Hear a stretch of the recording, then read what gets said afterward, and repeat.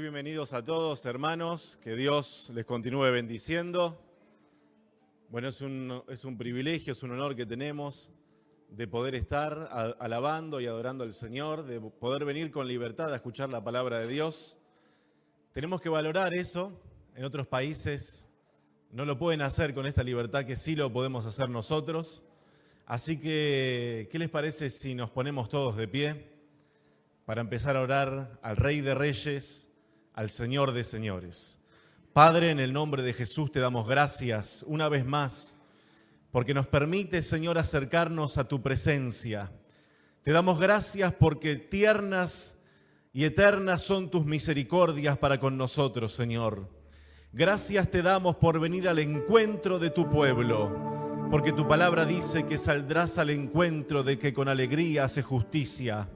Señor, en el nombre de Jesús de Nazaret, y en esta tarde, Señor, tarde de Santa Cena, queremos honrar tu nombre y bendecirte, porque eres digno de toda gloria, de todo honor, eres digno de toda sabiduría, porque tuya es la fortaleza, Señor. Padre, en el nombre de Jesús de Nazaret, queremos que ministres nuestras vidas, queremos adorarte, bendecir tu nombre, alabarte, Señor, en el nombre de Jesús de Nazaret, que podamos hacerlo con el entendimiento, pero también en espíritu y en verdad, Dios mío. Señor, tu nombre es reverenciado entre tu pueblo. Señor, tú eres digno de gloria, eres digno de alabanza, eres digno de suprema alabanza. Señor, y entregamos este momento en tus manos, también el momento de la palabra, de la Santa Cena, Señor. Todo lo que aquí se haga sea bajo la dirección del Espíritu Santo. Ponemos este momento en tus manos, Señor, en el nombre de Jesús, y que tu santa y divina presencia toque nuestras vidas, toque nuestros cuerpos, nuestra alma y nuestro espíritu, sea tocado por el Espíritu Santo de Dios. Gracias, Señor, te damos desde ahora y para siempre. Amén y amén. Alabamos y adoramos al Señor. Tarde de victoria, es una tarde de bendición, aleluya. Es una tarde para gozarnos en el Señor nuestro Dios. Gracias, Jesús. Micrófono. Gracias, Jesús. Gracias, Jesús. Dile a tu hermano, ¿estás en victoria? ¿Estás en victoria? Mario, sonido de la mañana. Aleluya.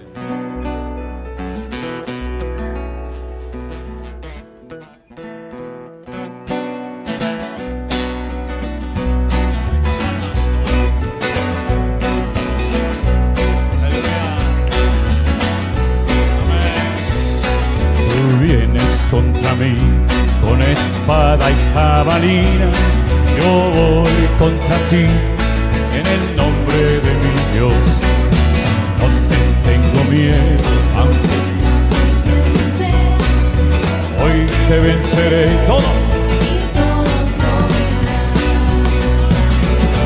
vienes contra mí con espada y jabalina, yo voy contra ti en el nombre. Por muy grande que tú seas, hoy te venceré. Todos y todos verán. Enemigo yo vencí en el nombre de mi Dios.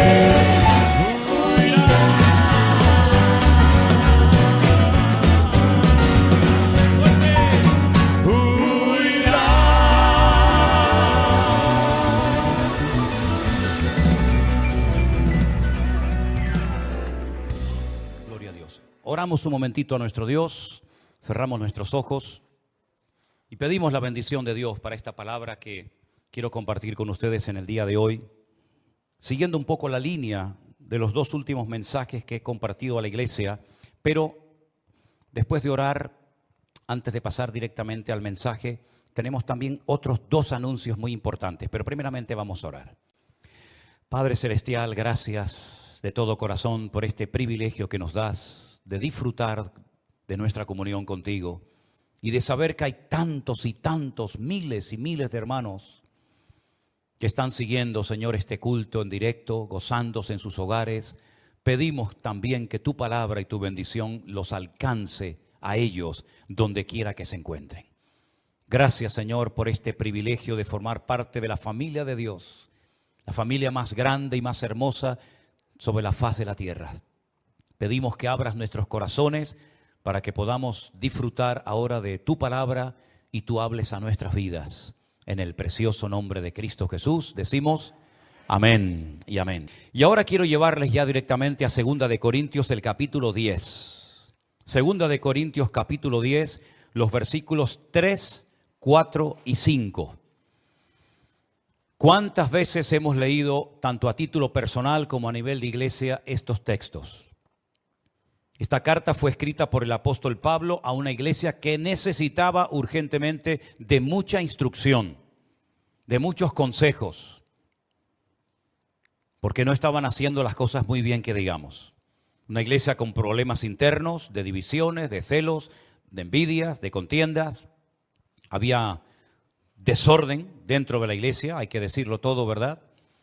Pero una de las cosas que Pablo quería que todos los creyentes, no solamente los hermanos de la iglesia de Corinto, sino los de Éfeso, los de Esmirna, los de Pérgamo, los de Roma, todos, incluidos nosotros, es que supiéramos en todo momento, que supiéramos que estamos en medio de una batalla espiritual. Por eso Pablo utiliza muchas veces términos militares, como espada, escudo, yelmo, pelear, soldados, etcétera, etcétera. Porque estamos realmente en una batalla espiritual. No es nuestra lucha contra sangre y carne, dice Efesios capítulo 6, sino contra principados, contra potestades, contra enemigos espirituales que aunque no vemos son reales. Y tenemos que saber cómo vivir en victoria en medio de este gran conflicto espiritual en el cual estamos inmersos todos los creyentes desde hace 2000 años. La Biblia dice que aunque andamos en la carne, no militamos según la carne. Nosotros no andamos, ni nos vamos a comportar, ni vamos a pensar, ni a reaccionar, ni a hablar como carnales, que era lo que le estaba pasando a los hermanos de la iglesia de Corinto. Pablo les decía niños, carnales, inmaduros, ¿verdad? Porque no habían crecido, no se habían desarrollado. Palabra tenían toda la que quisieran. Los dones parece ser que también los tenían, pero no habían crecido, no eran gente madura. Y Pablo dice que eran cristianos carnales, que no nos pase a nosotros lo mismo que le pasó a ellos.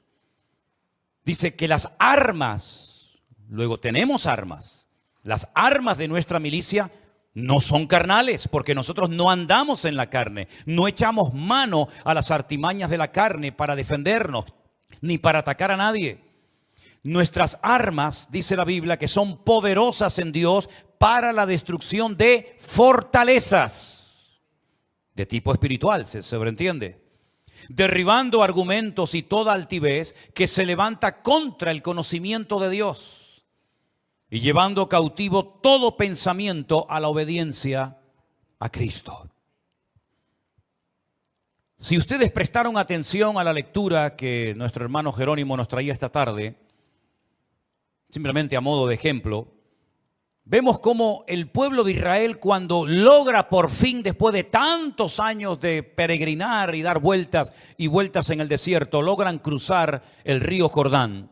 Lo primero que se encuentran es la ciudad de Jericó, una de las ciudades más antiguas del mundo, que hemos tenido, gracias al Señor, la oportunidad de visitar en unas cuantas ocasiones. Es una ciudad que tiene muchas cosas bíblicas que explicar. Allí todavía, créanme, todavía están los pozos, aquellos pozos de agua mala por los cuales oró el profeta Eliseo. Dice la Biblia que oró e Israel bebe de esas aguas hasta hoy. Pues todavía están allí esos pozos. Jericó es un vergel en medio de un desierto. De hecho, Jericó realmente lo que es un oasis. Se le conoce también como la ciudad de las palmeras. Los dátiles de Jericó son famosos en el mundo entero. Allí en medio de Jericó hay un teleférico que te lleva a lo alto de una montaña donde hay un monasterio, porque allí cuenta la tradición que fue donde Jesús fue tentado. Dice que lo llevó a un monte alto, ¿verdad? Y allí Satanás le mostró todos los reinos de la tierra. Se cree que fue allí, en la ciudad de Jericó. Allí era donde vivía Jairo. Hace poquito hablamos de Jairo, ¿se acuerdan?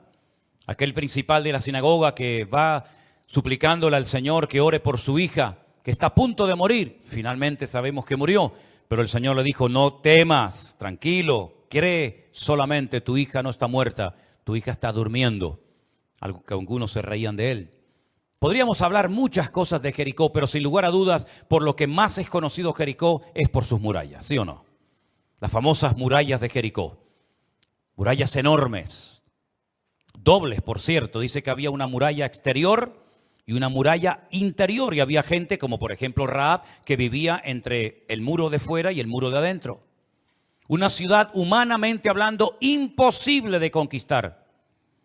Ellos no tenían catapultas, ellos no tenían armas modernas para derrumbar aquellos enormes muros. Pero la Biblia dice, y lo dice Rahab la ramera, la que vivía dentro de aquella ciudad, que el corazón desde el rey hasta el más pequeño estaba muerto de miedo, porque ellos sabían que tarde o temprano la ciudad de Jericó caería en manos de los hijos de Israel. Ahora bien, si no se conquistaba Jericó, no se iba a poder conquistar el resto del país. Ese es el motivo, esa es la razón por la cual algunos creyentes todavía siguen peleando con cosas que no logran superar. Y la pregunta es, ¿por qué yo no logro superar nunca este tema puntual? Porque para poder obtener ciertas y determinadas victorias en tu vida, previamente tienes que vencer a otras cositas o a otros enemigos, o llámalo como quieras. Si no se conquistaba primeramente la ciudad de Jericó, no se iba, repito, a poder conquistar el resto del país. Para ellos era algo infranqueable. Para ellos era imposible tomar posesión de aquella ciudad. Estaba cerrada, estaba amurallada. Ellos no tenían mucha experiencia militar. Y por lo tanto lo que hizo Josué fue orar. Pedirle al Señor que le mostrara la estrategia, que le mostrara la forma como iba a poder conquistar esa ciudad. Y el Señor se lo mostró. El Señor le reveló que para tomar posesión de esa ciudad, lo que tenían que hacer era fiarse del plan de Dios. Dios sabía cómo tomar posesión de la ciudad. Ellos no, pero Dios sí lo sabía. Dios nunca tendrá problemas a la hora de resolverte tus problemas. Dios nunca se llevará las manos a la cabeza y dirá: ¿y ahora qué hago? ¿Ahora qué le digo? El Señor es un Dios omnipotente, que todo lo puede, omnisciente, que todo lo sabe, y omnipresente, que está en todas partes. Por lo tanto, cuando tú no sepas qué hacer, habla con Él, que Él te va a decir lo que tienes que hacer. A modo de ejemplo, ¿se acuerdan cuando estaban cerca en ese desierto y había una multitud que había estado todo el día escuchando las enseñanzas del Señor Jesucristo, y ya llegaba la hora de la despedida, el atardecer, y los discípulos están preocupados porque el Señor se extiende en sus mensajes y le dice: Señor, despide ya a la multitud, es tarde, la gente tiene hambre, no han comido en todo el día y tienen que ir a comprar comida. Y el Señor le dice: dadles vosotros de comer. ¿Por qué se tiene que marchar la gente? ¿Por qué le dan lugar al temor? Dadles vosotros de comer. Y entonces salta el que siempre estaba sacando cálculos y le dijo al Señor: Señor, ni 200 denarios, que por cierto no los tenían, bastarían para dar de comer a esta multitud. No tenemos recursos para dar de comer a esta gente. Nos vamos a ver en un conflicto, en un problema dentro de un rato. Porque la gente sí está muy contenta, muy gozosa. Algunos han sido sanados, otros han sido liberados. La gente está contenta, pero, amigo, cuando el hambre aprieta, la gente se convierte a veces en gente desagradable y violenta. La Biblia nos enseña que el Señor Jesucristo le dijo: decidle a la gente que se siente. que tengan calma, que no pierdan el control, el equilibrio en ningún momento. Y por ahí entonces se dan cuenta de que había un muchacho con unos poquitos panes y peces y se los traen al maestro y le dicen, pero por otra parte, Señor, ¿qué es esto para tanta gente? Y el Señor dijo, dádmelos. Y dice que bendiciéndolos, dio gracias, partió aquellos panes y aquellos pocos peces y comieron multitudes. Y dice la Biblia que sobraron cestas enteras llenas de pedazos que habían sobrado. ¿Cuántos dicen amén? Si hubieran despedido a la gente, si hubieran perdido uno de los milagros más espectaculares de todos los que hizo el Señor Jesucristo. ¿Te das cuenta cómo a veces no es bueno decirle, Señor, quítame esto? Porque si te lo quita inmediatamente, no aprendes una lección que te puede capacitar para las próximas pruebas y dificultades que tendrás que experimentar en el futuro. Entonces decir, Señor, yo no entiendo lo que me está pasando. Yo no entiendo ¿cómo puedo superar esto? Pero en el nombre de Jesús yo confío en ti y sé que tú me vas a mostrar qué tengo que hacer. Y cuando Dios te muestra qué tienes que hacer, indirectamente te está diciendo lo que no tienes que hacer. Josué le dijo, está bien, Señor, dinos qué hacemos. Ellos ya estaban afilando sus espadas, sus lanzas, sus jabalinas, ya estaban ya maquinando en las carpas diciendo, bueno, vamos a atacar por ahí, o tú subes por acá y yo hago esto. El Señor le dijo nada de eso. Olvídense. Esta batalla es mía. Y ustedes tienen que aprender a oír las instrucciones que yo les voy a dar y fiarse de ellas y ponerlas en práctica. ¿No dice la Biblia, encomienda al Señor tu camino? Confía en Él y Él hará. Pues eso es lo que hicieron. Oraron al Señor. Expusieron su problema delante de Dios. Señor, hemos cruzado el río Jordán. Hay niños, hay mujeres, hay ancianos, hay animales. Señor, llevamos 40 años dando vueltas. Ya estamos cansados de tanta arena, de tanto calor, de tanto desierto. Señor, ya queremos tener nuestro trocito de tierra para criar nuestros animales, para plantar, para tener una vida feliz, hacer nuestras casitas. Señor, ¿qué hacemos? Y el Señor le dijo, dar vueltas. Dar vueltas. Dar vueltas. Bueno, será para ver el perímetro de las murallas, ¿no? Para ver cuán grandes son. Por ejemplo, las murallas de Jerusalén tienen un perímetro de 4,5 kilómetros aproximadamente. Entonces, bueno, siempre es bueno conocer el terreno que vas a atacar o vas a visitar, ¿verdad? Antes de ir. Yo tengo la costumbre, por ejemplo, antes de ir a un sitio, me meto en internet y estudio todo lo que puedo estudiar sobre esa ciudad, sobre ese país, el clima, la gente, la historia, lo que hicieron estos, lo que hicieron los otros, y así más o menos me entero un poco de lo que me voy a encontrar. Entonces probablemente cuando Josué reunió a todos sus soldados y les dijo, muchachos, mañana nos vamos a levantar temprano, al alba, a la hora que sale el sol, y vamos a dar una vuelta alrededor del perímetro de la ciudad de Jericó. Y dijeron, es lógico, es normal, es la primera vez que vemos esta ciudad.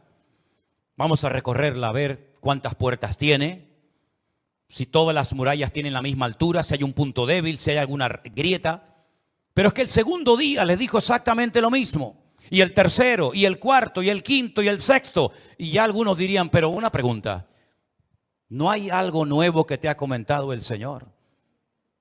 Otra vez más vueltas y más vueltas y más vueltas. Dios los está probando y les está probando en un área que es fundamental para poder vivir una vida cristiana victoriosa y para poder crecer como creyente. Y es la obediencia. Hay que ser muy obediente para estar 6 días dando vueltas y vueltas y vueltas y más vueltas sin recibir ninguna explicación, sin ver ningún resultado, sin ver ni siquiera un trocito de muralla que se cae. Todo sigue igual. Me imagino los que estaban arriba en las murallas mirando hacia abajo diciendo, estos hebreos están locos. Estos son idiotas esta gente. Venga, vueltas, se creen que van a conquistarnos dando vueltas, pero que están locos esta gente. Me imagino los comentarios de algunos, pero ¿tú crees que Josué no se habrá equivocado? ¿Dios realmente le habrá hablado? Porque no es normal que estemos siempre haciendo lo mismo sin ver ningún resultado. Y para colmo, el 7º día le dijo, bueno, ¿y ahora qué hacemos? Ya hemos llegado al 7º día. Ya conquistamos, sacamos las espadas, sacamos las lanzas, los escudos, las jabalinas. Dijo, no, ahora tengo una orden nueva de parte del Señor. Dije, bueno, gloria a Dios, por fin. Hoy me dijo el Señor que tenemos que dar no 1, 7 vueltas. 7 vueltas. ¿Sabes el calor que hace en ese valle? Yo no sé qué época podía ser, la verdad es que podría averiguarlo, no lo he hecho, ¿no? Pero yo sé que hace mucho calor en el Valle del Jordán. Hace un calor terrible. Es todo llano y te da el sol desde la mañana hasta la noche. Un calor terrible. Jericó es una ciudad muy caliente, muy caliente. Y cuando sopla el viento, ni te cuento, se levanta ese polvo, se levanta esa arena que se te mete en los ojos, es muy molesto, es terrible, terrible. 7 vueltas el último día. Y al final dice la Biblia que las murallas cayeron no por sus estrategias humanas, sino por obediencia a la estrategia y al plan de Dios. ¿Cuántos dicen amén? ¿Por qué les cuento esta batalla que todos ustedes conocen perfectamente? Porque tenemos que aprender ciertas y determinadas lecciones de lo que Dios allí dijo, de lo que allí pasó, para poder entender lo que yo hoy, en pleno siglo XXI, con mi vida, con mis problemas, con mis luchas, con mis debilidades, etcétera, tengo que hacer y cómo comportarme. Pablo dice, nosotros también estamos en batalla, como ellos estuvieron en guerra, pero ellos peleaban contra Jericó, contra los filisteos, contra los amorreos, contra los hititas, contra los jebuseos. Nosotros no tenemos ese tipo de enemigos naturales de carne y hueso, pero tenemos enemigos tremendamente poderosos y además una gran desventaja, porque a los enemigos de carne y hueso los ves, pero nuestros enemigos no es que sean invisibles, son invisibles para nosotros, pero ellos juegan con una ventaja y es que los demonios te ven a ti, pero tú a ellos no. Salvo alguna excepción. Estamos en batalla. Las armas de nuestra milicia no son como las que ellos utilizaban en aquella época. Pero Pablo dice, tenemos armas que sirven para destruir fortalezas, para derribar argumentos y para tomar cautivos pensamientos y llevarlos a la obediencia de Cristo Jesús. Si Pablo está revelando otro tipo de guerra, no es una guerra natural, no es una guerra física, no es una guerra de cuerpo a cuerpo, hombre contra hombre, sino es una guerra de tipo espiritual, pero real, donde tienes que estar bien armado para que no caigas en el campo de batalla y seas una víctima, sino seas cabeza y no cola, y más que vencedor en el nombre de Jesús. Ahora, si se dan cuenta, hay batallas que se ganaron así, rápidamente, de un día para otro. Por ejemplo, dice la Biblia que en el Antiguo Testamento hay un momento en el que 1.000.000 de soldados vienen a atacar Jerusalén y el rey tiene miedo. Y entonces esas cartas que le causaban temor, que le intimidaban, dice que las pone delante de la presencia del Señor y le dice, Señor, yo no puedo pelear contra 1.000.000 de soldados. No tenemos preparación militar ni armamento para pelear a esta gente. Y el Señor le dijo, no hagan nada, salgan mañana al campo de batalla cantando. Es que el Señor tiene un humor. El Señor tiene un humor, de verdad que, vamos, que es increíble. A estos le da vuelta, a otros los pone a cantar, a otros le dice enciende una vela y toca la trompeta y los enemigos huirán, como caso de Gedeón. Es que es increíble. Pero es fiarse de Dios. No, tal vez no entiendo, tal vez yo haría otra cosa, pero esto es lo que Dios me ha dicho que haga. Y la Biblia dice que salieron cantando y esa noche todos salieron despavoridos y se mataban entre ellos. No tuvieron que hacer absolutamente nada. Hay batallas en la vida, hay cosas en la vida que podrás vencer, no digo fácilmente, pero sí digo rápidamente. Miras atrás y dices, fíjate aquello que hice tanto tiempo, lo he controlado, lo tengo sometido. Pero hay otras batallas que te va a llevar tiempo. Y tienes que saber si esta batalla que estoy librando es de larga duración o es de corta duración. Por ejemplo, hay cosas que no se pueden ir dejando poco a poco. Imagínate el que consume drogas. Las voy a ir dejando poco a poco. Poco a poco. ¿Y poco a poco cuánto es? Bueno, si antes me pinchaba 3 veces, ahora me voy a pinchar 2. Pero estamos igual. El problema no está en la cantidad. El problema está en que hay algo que tienes que dejar. Hay batallas que para ganarlas, tienes que tener la actitud de una persona radical. Y para llegar a la radicalidad en la vida tienes que llegar a un momento de hartazgo. De decir, estoy harto, ya no quiero seguir haciendo esto. No quiero seguir siendo un robot, ni esclavo de nada ni de nadie. Y hay batallas que se ganan por la actitud, por la obediencia, por el sometimiento a Dios. Una radicalidad que te lleva al hartazgo y decir, ya se acabó. Pero hay otras batallas en las que vas a tener que prepararte. Y vas a tener que invertir tiempo y aprender muchas cosas. Y es un proceso tal vez largo, pero vas a obtener la victoria, porque tu victoria ya la ganó Cristo por ti en la cruz del Calvario.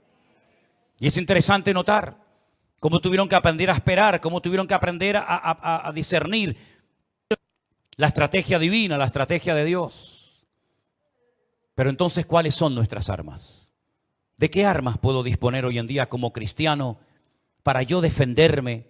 Y no tanto para defenderme, sino para atacar y para poder superar tantas cosas que el mundo me dice, eso nunca lo vas a dejar de hacer. Tú eres así y así te mueres. Y qué rabia da, ¿verdad?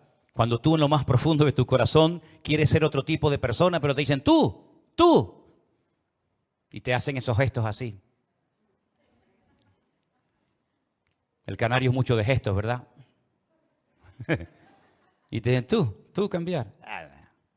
Y te da una rabia porque tú dices que yo quiero cambiar y esta ¿por qué me dice que no voy a cambiar? Bueno, que digan lo que quieran. La crítica no tiene que hundirte, tiene que darte fuerza y rabia para decir sí, pues ahora sí voy a cambiar. Tienes la oración, mi hermano. Esa es la primera herramienta, la primera arma de destrucción masiva que Dios le ha dado al pueblo de Dios. La oración. Lo sabemos. Pero ¿cuántas veces sufrimos por algo porque no hemos orado lo suficiente y en serio para que eso se rompa y se vaya? Hay aquí entre nosotros una persona que durante mucho tiempo, cada vez que terminaba un culto se me acercaba y me pedía siempre lo mismo. A mí me tenía un poquito cansado.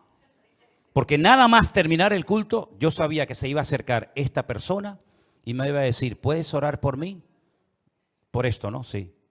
Y al día siguiente, otra vez. Y al otro día, otra vez. Y al día siguiente, otra vez. Ven un momentito. Ven, tú sabes que estoy hablando de ti. Ven para acá. Todos los días que teníamos reunión, y en aquellos años cuando yo vine a Tenerife con 19 años, porque yo tuve un momento de 19 años en mi vida, ¿saben? Todos los días que teníamos culto, Isma siempre se me acercaba y me pedía lo mismo. Ustedes tienen que creerle lo que va a decir por fe, porque ninguno de los que están aquí, que yo sepa, vieron cómo era Isma en aquel momento. ¿Qué pasaba contigo? Bueno, yo siempre tuve un defecto en los ojos. Realmente se llama visca cuando torcía los dos ojos, ¿no? Entonces yo siempre tuve un complejo muy grande con eso. Entonces cuando conocí al Señor, empecé a ir a la iglesia. Era muy visca, sí, muy visca. O sea, visca, total, sí. Incluso yo me acuerdo que Manolo hablaba conmigo, otro compañero del que era amigo de él, que también estuvo por aquí, y yo miraba siempre para el suelo porque me era tanto el complejo que me daba cosa mirar para adelante. Entonces, nada, cuando yo conocí al Señor, yo dije, pues el Señor me tiene que sanar como sea. Entonces, es verdad lo que él dice. Cada vez que había un culto y el pastor decía, tanto él como el otro pastor decían, ¿alguien quiere oración? Yo pasaba al frente y decía, por mis ojos, para que el Señor sane mi vista. Y para que el Señor sane mi vista. Y fue culto tras culto. Yo no, o sea, no fue una sanidad rápida, pero yo estuve 3 años y medio orando día tras día por mi sanidad. Y el Señor me sanó los ojos. Y un día fui al culto y mis ojos estaban pero derechos totales. De hecho, yo sacaba fotos y salían torcidos. Así que imagínense. Y realmente lo que dice Manolo es verdad. Yo sé que le di la lata mucho, pero bueno, pero fue la constancia también en el Señor, ¿no? Y también les animo a eso, que no dejen de orar por su sanidad. Porque aunque Dios no lo haga en el momento, Dios lo hace. Si tú tienes fe y confías en Él, el Señor lo hace en su momento. Y así lo hizo conmigo. Gloria a Dios. Fuertes aplausos al Señor. Así fue, hermanos. Así fue. Ni más ni menos. Es la verdad. Es la verdad. ¿Tú tienes fotos de aquella época? ¿O las rompiste todas? Trae algún día unas, por favor. La ponemos aquí en la pantalla. No. No, pero es la verdad. Yo le decía, Señor, por favor, ten misericordia de mí. Por favor, haz algo. Me tiene podrido esta muchacha ya. Y el Señor se glorificó. Lo podía haber hecho así instantáneamente en un culto. Lo hizo progresivamente, pero lo hizo. Y eso es lo importante. Lo importante es ser constante. De hecho, la Biblia habla de constancia. Uno de los primeros versículos que yo me aprendí en mi vida, que seguro que muchos de ustedes lo saben también, 1 Corintios 15, 58, dice, así que hermanos míos, estad firmes y constantes creciendo en la obra del Señor siempre, sabiendo que vuestro trabajo en el Señor no es en vano. Amén, hermanos. ¿Tienes un problema físico, espiritual, familiar o de la índole que sea? Clama al Señor, ora al Señor. No te desanimes porque oraste y no viste nada. Sigue orando, sigue orando, sigue orando. Hermanos, si tú vas al monte a cortar un árbol, que ni se te ocurra decir, bueno, yo le doy 2 o 3 golpes y el árbol cae. No, hijo, no. El árbol lo vas debilitando y debilitando poco a poco y te va a costar y sacarás a lo mejor heridas en las manos y un día y una hora y otra hora. Pero cuanto más le des, más se debilita el árbol. Exactamente igual ocurre en la vida digamos espiritual. Hay cristianos que si hubieran orado un poquito más, la bendición la podían haber obtenido. Le faltó un pelín para llenar la copa la copa, ¿no? Y ahí se quedaron a medias y dijeron, ya no aguanto más, ya me voy. Las armas de nuestra milicia son poderosas en Dios. Y una de ellas, repito, es la oración. Yo sé que hay muchas promesas, sé que hay muchos versículos, sé que hay muchos ejemplos y oraciones preciosas, por cierto, en la Biblia, tanto en el Antiguo como en el Nuevo Testamento, incluso hasta oraciones de Jesús, ¿verdad? El famoso Padre Nuestro, Juan capítulo 17, cuando Él ora por sus discípulos y por nosotros también, aunque no habíamos nacido ni estábamos allí en aquel momento, ¿verdad? Pero Él dice, es que no reciben porque no piden. Ya sé que hay otro que dice, sí, pero es que pedimos y no recibimos porque pedimos mal. Sí, pero eso no lo quiero usar ahora. El que quiero comunicarte y compartirte es no reciben porque no piden. ¿Por qué no pides? ¿Por qué no pides? Perdonen si les suena mal este refrán, pero es que es así. Dice que el que no llora, pues llora. Clama al Señor y yo te responderé y te enseñaré cosas grandes y ocultas que tú no conoces. Así que ora al Señor, es un arma poderosa que tienes. Nosotros cuando oramos sabemos que Dios nos está escuchando, ¿sí o no? Porque Dios no es sordo. Y lo bueno de la oración, fíjate la estructura, la forma como Dios ha diseñado este tema de la oración, con otros no, pero con el tema de la oración lo ha hecho tan accesible que puedes orar sentado, o de pie, o conduciendo, o en un barco, en un avión, en un submarino. Puedes orar en cualquier postura, cualquier hora del día, de pie, sentado, caminando, corriendo, como sea. Es decir, no hay límites, puedes orar cuando quieras, cuantas veces quieras. No hay un horario, bueno, de 3 a 4 y de 6 a 8. En cualquier momento puedes orar. Ora, mi hermano, hasta que veas la bendición de Dios en tu vida. ¿Cuántos dicen amén?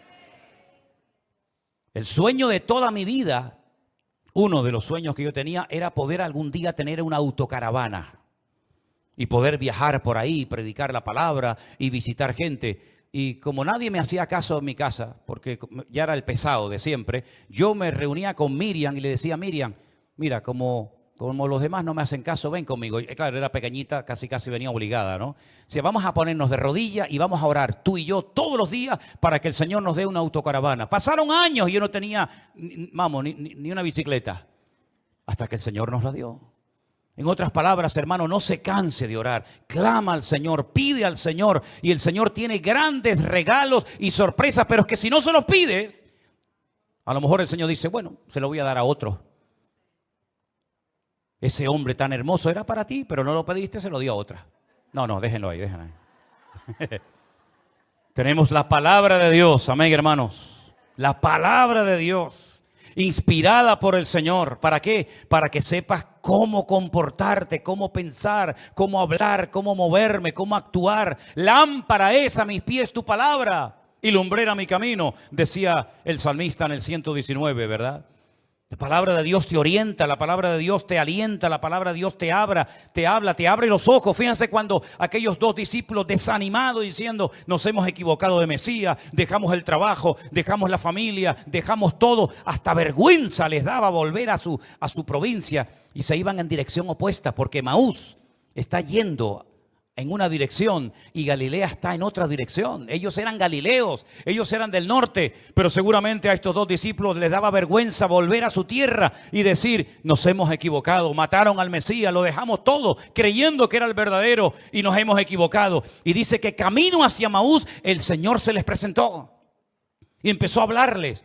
Y dice que a través de los profetas, a través de la ley, a través de los salmos les abría, ¿verdad?, la palabra, y dice que sus corazones ardían y cuando llegó un momento lo reconocieron al Señor Y fueron las palabras del Señor basadas en la palabra de Dios las que le quitaron las escamas de los ojos y entendieron que era necesario que el Cristo padeciera y sufriera y muriera y resucitara al tercer día en Jerusalén. Fue la palabra la que les animó, fue la palabra la que les permitió volver y al final terminar dando sus vidas por la causa del Evangelio. Tenemos la oración, tenemos la palabra. ¿Se acuerdan ustedes cuando el domingo pasado hablábamos acerca de aquel jovencito diciendo: tú vienes contra mí con espada y jabalina, mas yo vengo contra ti en el nombre, en el nombre? ¿Qué fe tenía David en el nombre de su Dios? Bueno, la Biblia dice en la carta de Pablo a los Filipenses que por cuanto él se humilló y se hizo obediente hasta la muerte y muerte de cruz, Dios, el Padre, lo exaltó hasta lo sumo y le dio un nombre sobre todo nombre, para que en su nombre se doble toda rodilla de los que están en el cielo, en la tierra y aún debajo de la tierra, y toda lengua confiese que Cristo es el Señor, para gloria de Dios Padre. El día de la despedida, cuando Jesús se separa de sus discípulos y es ascendido y llevado a la gloria, Él les dice: id por todo el mundo y predicad el evangelio a toda criatura. El que creyere y fuere bautizado será salvo. Y les dice: en mi nombre echarán fuera demonios, en mi nombre pondrán las manos sobre los enfermos y sanarán. Todo era en mi nombre, en mi nombre, en mi nombre. Y llegó un día en el que el Señor les dijo: hasta ahora nada habéis pedido en mi nombre, pero atrévanse a utilizar el poder de mi nombre, la autoridad de mi nombre, para que el Padre sea glorificado en el Hijo. Tienes un problema en tu vida, una atadura, una fortaleza, algo que te está agobiando, algo que te roba el sueño, algo que te roba la paz. Utiliza, invoca el nombre de Jesús.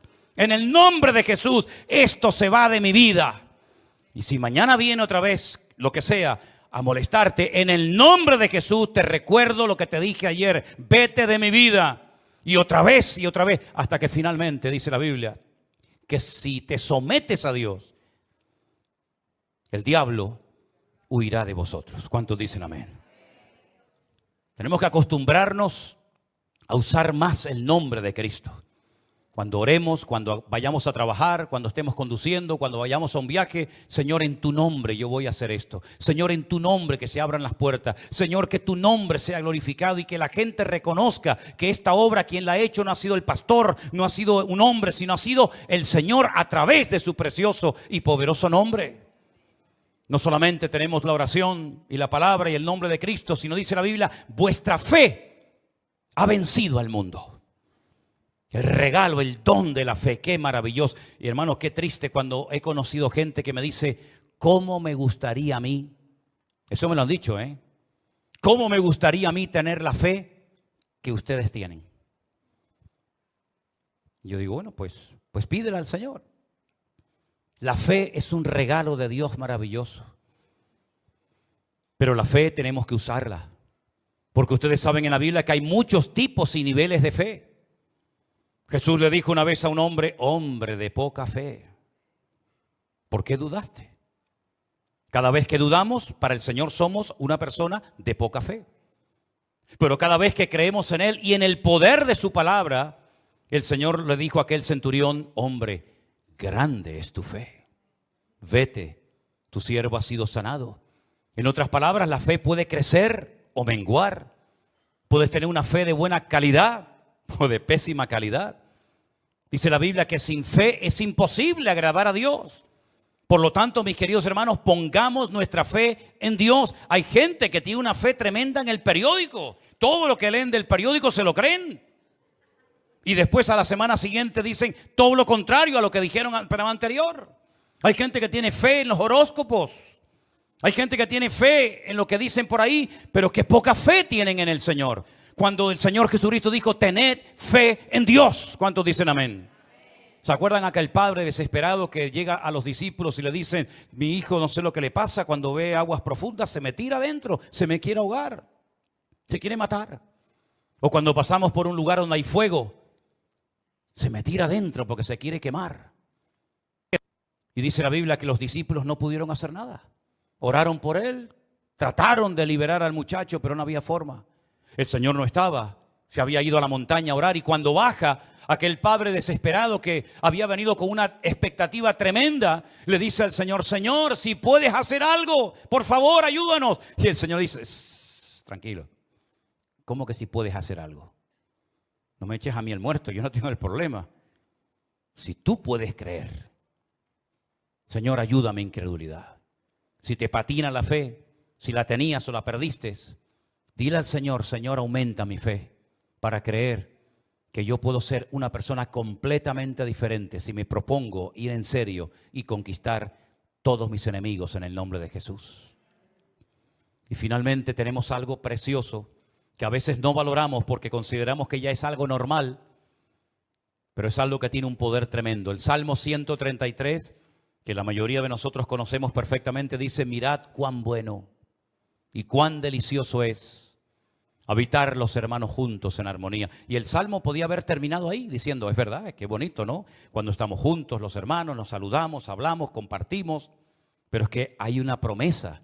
Dice, porque allí, en esa reunión, en esa asamblea, en ese lugar donde están los hermanos juntos en armonía, hay bendición y vida eterna. Cuando estábamos ahora este verano en Galicia, a mí me gusta mucho el tema de las aves. Y bueno, cuando veo un buitre o un pájaro carpintero, que este verano vi bastantes pájaros carpinteros y tantas aves que me llaman la atención, un águila, un aguilucho, apareció en el horizonte y de repente quiso atacar un nido de urracas. Aquí en Canarias no hay urracas, pero son muy escandalosas. Y entonces, como la urraca sabe perfectamente que no se puede defender contra un aguilucho, porque es mucho más fuerte que ella, lo que hizo fue comenzar a hacer un escándalo tremendo y comenzaron a salir urracas de todas partes. Y todas se juntaron como si fuera una nube negra, una bola, y todas contra el aguilucho, y el aguilucho debe ser que se asustó y salió volando y las dejó tranquilas. Una sola no podía haberle hecho frente al aguilucho, hubiera muerto. Pero cuando se juntaron todas, el aguilucho se asustó y se fue volando. Nosotros como cristianos tenemos que aprender y darnos cuenta de que el poder de la unidad es tremendo. No te aísles cuando te duele la cabeza y te quedes en casa, porque es cuando más tenías que haber venido. ¿Cuántas veces yo he venido a la iglesia con dolor de cabeza? Y cantando, predicando, se me fue. No te quedes en casa cuando hay frío, o cuando hay lluvia, o cuando hay calor.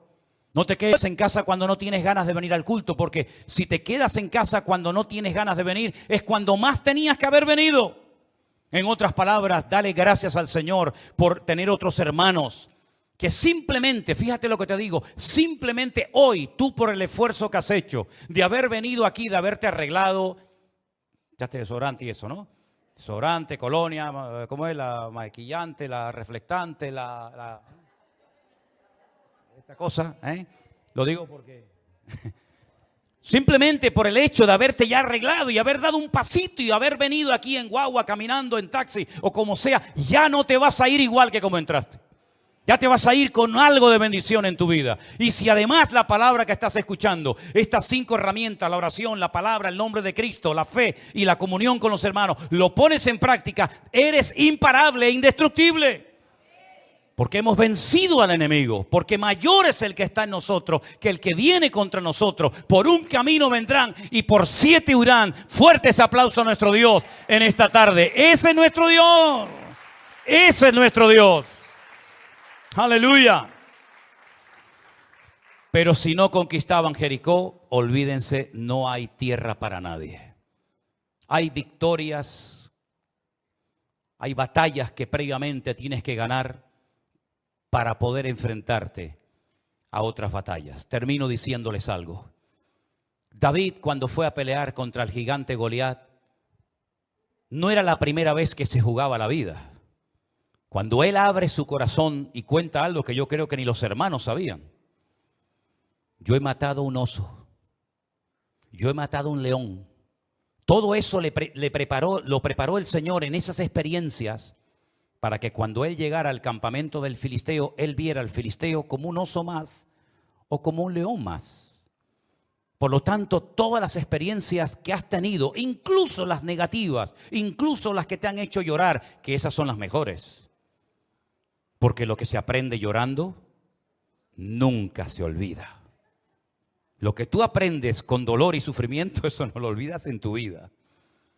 Pues dale gracias al Señor por todo el bagaje y por todo el recorrido que has caminado con Él, porque todo eso te ha capacitado y te ha preparado para que termines este año, que todavía te quedan muchos días, semanas y meses, en la más contundente victoria y sea el mejor año de tu vida. ¿Cuántos dicen amén? ¿A cuánto le gustaría tener el mejor año de su vida? A ver, levanten la mano. Gloria a Dios. ¿A cuánto le gustaría casarse este año? No, bajen la mano. Hay ganas en el pueblo, ¿eh? Ahora, bueno, ya yo no hago milagros, ¿eh? Oramos a nuestro Dios en esta tarde. Recuerda estas 5 armas que tienes, hermano. Las tienes tú exactamente igual que yo. La oración, la palabra, el nombre de Cristo, la fe y la comunión con los hermanos en la iglesia. Aleluya. Bendito sea tu nombre, mi Señor. Qué bueno eres tú.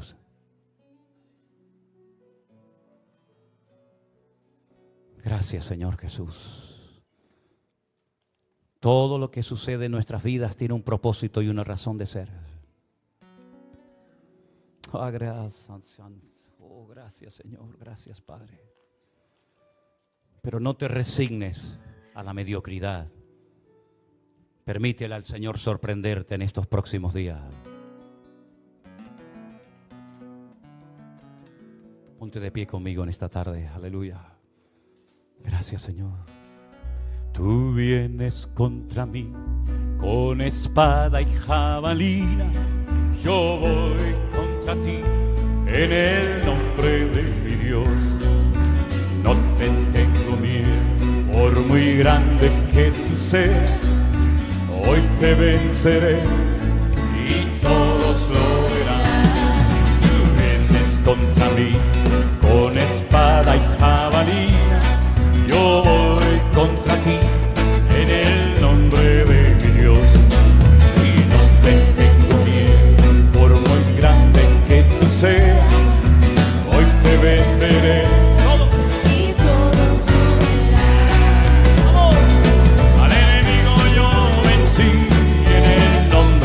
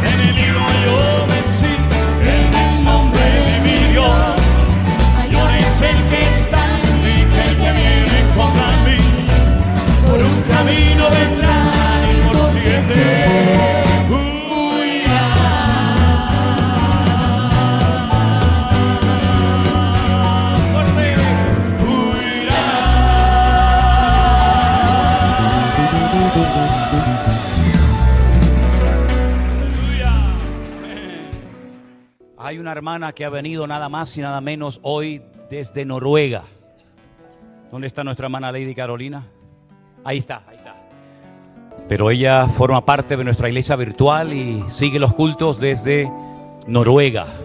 Y está con nosotros en esta tarde y bueno, comió con nosotros al mediodía en casa. Así que es una bendición tener a nuestra hermana. Ya mañana vuelve otra vez a Noruega. Que el Señor la guarde y la bendiga, pero quiero que nos dé un saludito, ¿sí? Buenas tardes, noches. Dios los bendiga, hermanos. Para mí es honrar a mi Señor estar aquí, porque me llamaron para hacerme unos exámenes y yo dije, Señor, tengo que estar allí en la Santa Cena porque me apetece estar en la iglesia. Se me han presentado muchísimas dificultades esta semana, pero hoy la palabra y la alabanza vencí como David en el nombre de Jesús. Pensé que no me iba a poder devolver para Noruega, pero me voy mañana en el nombre de Jesús. Una semana victoriosa y bendecida. Al enemigo yo vencí en el nombre de mi Dios. Mayor es el que está en mí que el que viene contra mí. Por un camino vendrán y por 7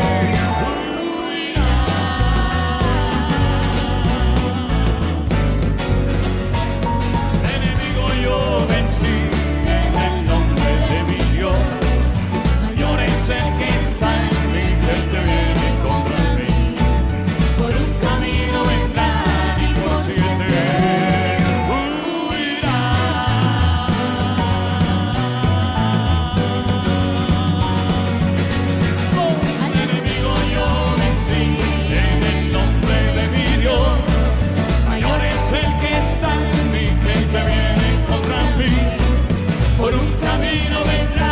y por 7 huirán.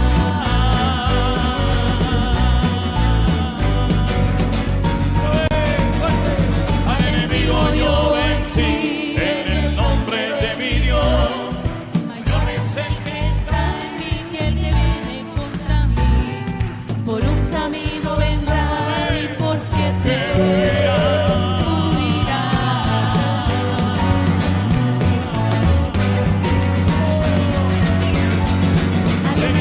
yo vencí en el nombre de mi Dios. Mayor es el que está en mí que el que viene contra mí. Por un camino vendrán y por 7 huirán.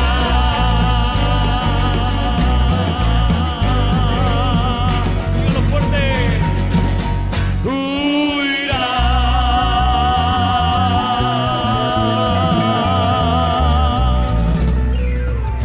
Huirán. Amén.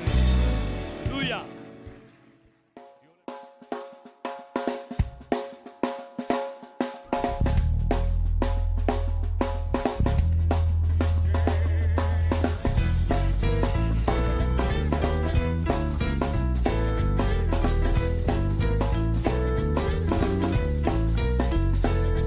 Tienes roto el corazón de tanto sufrir y llorar.